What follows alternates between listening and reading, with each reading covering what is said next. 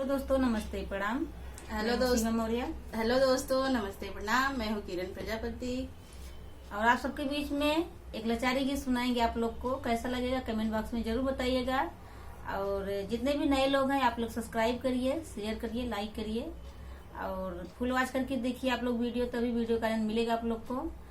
तो ये गीत कैसा लगा आप लोग कमेंट में जरूर बताइएगा। तो चलिए सुनाती हूँ। उखिया कठन कल की यारी, चला हो श्याम लेके कुदारी। उखिया कठन कल की यारी, चला हो श्याम लेके कुदारी। सास गरे हयो ना, ससुर गरे हयो ना, सास गरे हयो ना, ससुर गरे हयो ना। के करे पे बन बैदी मगवा, चला हो श्याम लेके कुदारी। के करे पे बन बैदी मगवा, चला हो श्याम लेके कुदारी।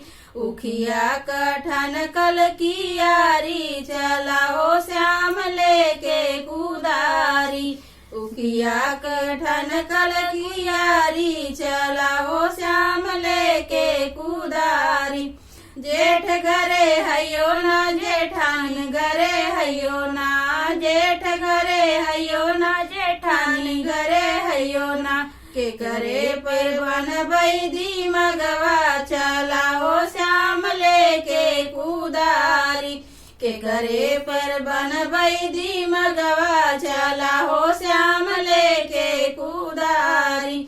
उखिया कठन कल की यारी, चला हो श्याम लेके कुदारी।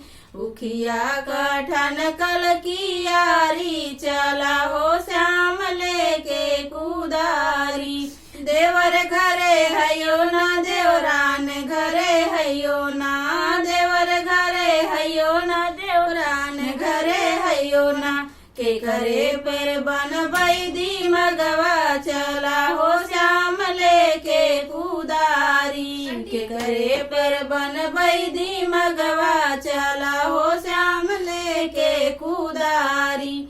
उखिया कठन कल की यारी, चला हो श्याम लेके कुदारी। उखिया कठन कल की यारी, चला हो